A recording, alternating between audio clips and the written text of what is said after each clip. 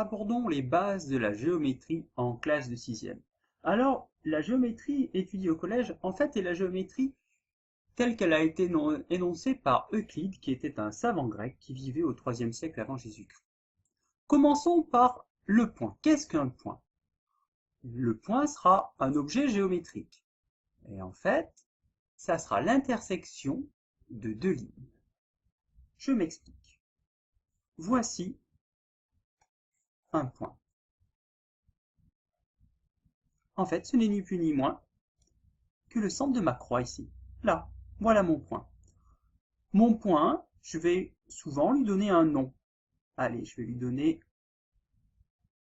Voilà. Le nom du point, c'est le point A. Vous voyez qu'un point va se nommer en majuscule. Donc, faites bien attention. Ça, c'est le nom du point. Mais ce n'est pas le point. Le point, c'est le centre de ma croix. Il est là, mon point. Ça, c'est le point. Donc déjà, c'est la première chose, il ne faudra pas se tromper. Ça, c'est mon point A, ici. Ça, c'est le nom. Je peux le mettre tout autour, un peu n'importe où, pourvu qu'il reste assez proche de ma croix qui constitue mon point.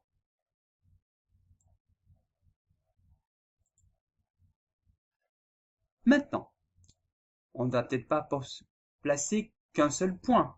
On va parfois en placer deux. On dira que des points sont distincts s'ils n'occupent pas le même emplacement. Prenons ici, allez, un point que je vais appeler le point A, et ici, ailleurs en fait, un autre point que j'appelle le point B. Les points A et B sont des points qui sont distincts. Il se peut que les points occupent le même emplacement, c'est-à-dire, entre guillemets, qu'ils soient l'un sur l'autre. Plaçons un premier point. Allez, le point M. Plaçons un autre point pile au même endroit. Allez, je fais une autre croix juste ici. Le point N.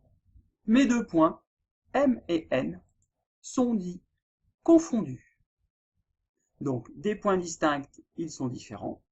Des points sont confondus s'ils occupent le même emplacement.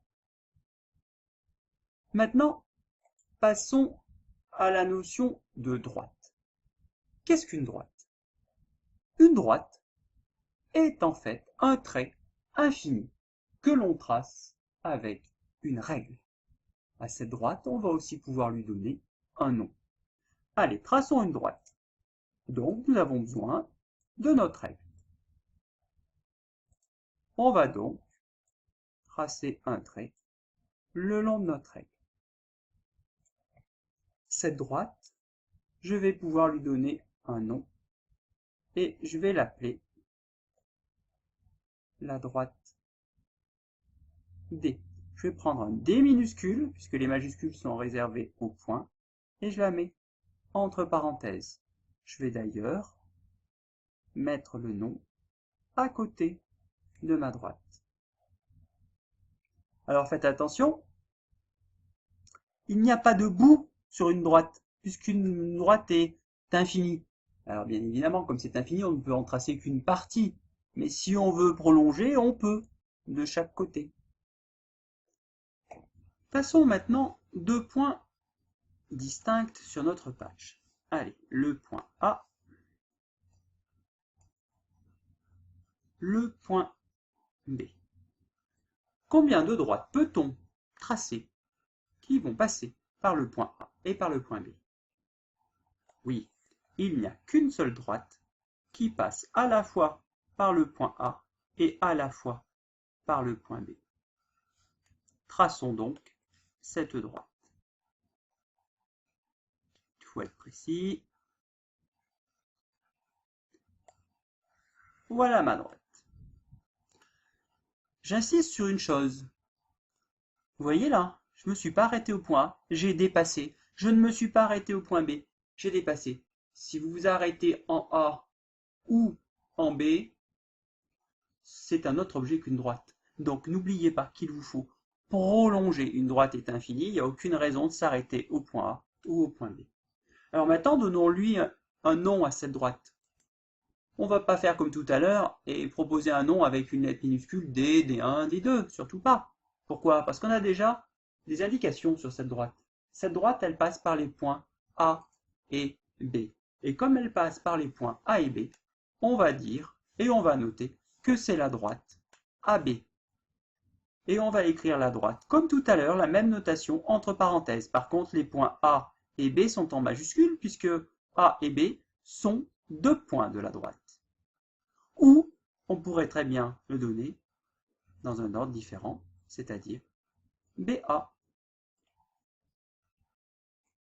Une propriété, celle que l'on vient de voir. Par deux points distincts passe une droite et une seule. On ne peut pas tracer une autre droite qui passera à la fois par A et à la fois par B. Et enfin la remarque, c'est ce que je vous ai dit tout à l'heure, une droite étant infinie, on peut prolonger son tracé des deux côtés si cela est nécessaire. Une question quand même qu'on pourrait se poser. Et si nous avons un seul point, allez, le point ici, que je vais appeler le point M, combien de droites peut-on tracer passant par ce point M? On peut en tracer, allez, une déjà. On peut en tracer d'autres qui passent aussi par ce point M et qui ne soient pas la même que celle que je viens de tracer? Eh bien oui, vous voyez bien, il suffit de tourner sa règle. Allez, j'en ai tracé une autre. Je pourrais très bien en tracer une troisième. Et en fait, vous voyez bien qu'il y a une infinité de droites qui passent par un seul point. Allez, passons désormais à ce qu'on appelle les points alignés. Maintenant, qu'est-ce qu'on appelle des points alignés? Des points sont alignés s'ils se trouvent sur une même droite. Comment va-t-on faire pour tracer trois points alignés? Il suffira donc de tracer une droite. Voilà. Donc on prend notre règle et on va tracer une droite. Allez, on veut trois points qu'on va appeler A, B, C. Le point A, ici. Alors on pourrait se demander, mais pourquoi j'ai pas fait une croix comme tout à l'heure? Et la croix, si vous regardez bien, elle y est déjà. J'ai tracé qu'un petit trait, très bien. Et regardez, avec ma droite ici, j'ai bien ma petite croix. Donc voilà pourquoi je ne place qu'un tiret. Allez, plaçons 3 points, A, B et C sur cette droite. Ces 3 points sont donc alignés. Par contre, si je place un point D qui n'est pas ici sur la droite, les points A, D, C, eux, ne sont pas des points alignés. Alors la droite que je viens de tracer là avec les 3 points A, B et C, comment pourrait-on la nommer? Attention, ABC, j'ai entendu ABC entre parenthèses, mais non. Pourquoi? Parce qu'il suffit de citer 2 points de la droite, c'est pas la peine d'en citer 3. Donc comment est-ce qu'on pourrait l'appeler cette droite? On pourrait l'appeler la droite AB. Oui, pourquoi pas? C'est bien la droite qui passe par A et B. Oui, vous avez raison, c'est aussi la droite AC. Mais il y a encore une autre possibilité, oui, la droite BC. On en a encore d'autres? Oui, on peut, j'allais dire, inverser les lettres. C'est aussi la droite B1. Ou bien ici la droite CA, ou encore la droite CB. Vous voyez ici, on a plein de possibilités pour nommer notre droite. On va donc dire que le point C, qui est ici, appartient à la droite AB. Et pour éviter d'écrire la phrase qui est écrite ici, le point C appartient à la droite AB, en mathématiques, on peut abréger l'écriture et on va abréger en écrivant le point C appartient, c'est un E un petit peu particulier ou encore un symbole de l'euro sur lequel vous n'avez qu'une barre. Ça voudra dire appartient à la droite AB. Donc ce symbole est à connaître. De même, le point D, il n'appartient pas à la droite AB. On a aussi une notation mathématique pour abréger cette phrase. La notation est donc le point D n'appartient pas, en fait, son symbole, c'est le symbole appartient que l'on barre, n'appartient pas à la droite AB. Donc il vous faut retenir, en effet, ce symbole. le appartient barré qui signifie n'appartient pas. Voici donc les premières bases de la géométrie en classe de 6e. Il nous reste à voir notamment ce qu'on va appeler les demi-droites et les segments dans une prochaine séquence.